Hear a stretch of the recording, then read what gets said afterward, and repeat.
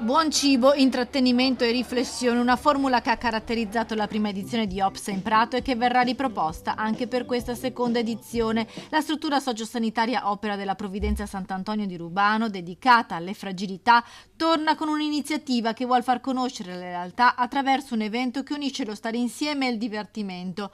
Lo stand gastronomico apre da venerdì fino a lunedì in Prato della Valle. Vorremmo anche far capire che è importante che disabilità e abilità si incontrino creando dei contesti in cui tutti possono partecipare dando il meglio di sé.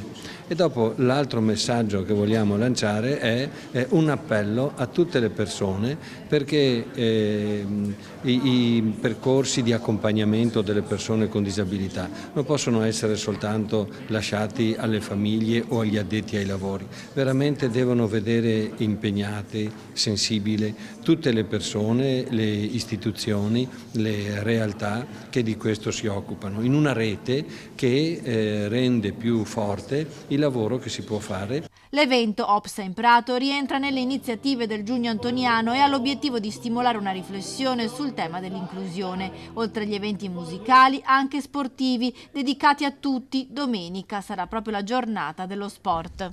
Il modo migliore per conoscere l'Opsa e perché l'Opsa si avvicini alla cittadinanza è quello di condividere esperienze e a maggior ragione esperienze motorie, esperienze di gioco, esperienze che puntano al benessere, al divertimento, allo stare insieme.